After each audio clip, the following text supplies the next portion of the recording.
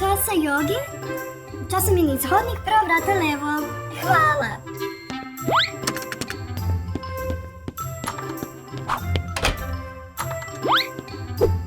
Bolje je da ja zavežem kosu.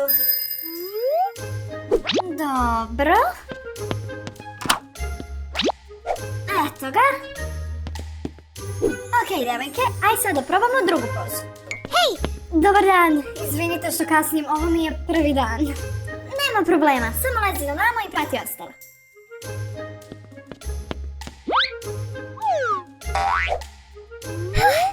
Okej, pokušat ćemo treću poziciju, ali na drugačiji način.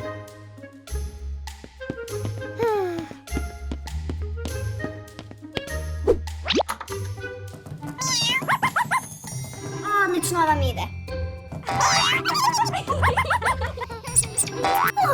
To je samo zeka. Kako si mi sladak. Samo se opustite i nastavite dalje. Toga lica.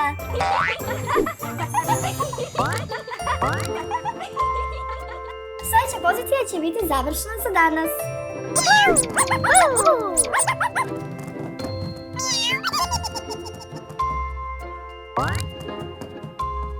Bile ste divne. Vidimo se sutra.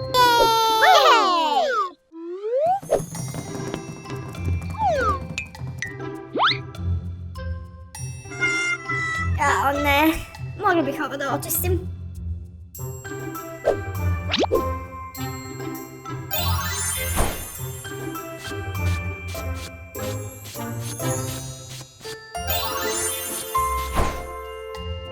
Tako. Nisi trebala se mučiš. Ma nije mi bio problem. Vidimo se sutra.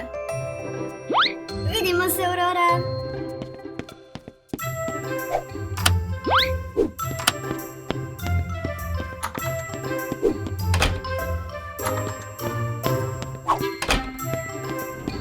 Račun vam je 1000 dinara. Izvolite. Doviđenja. Doviđenja.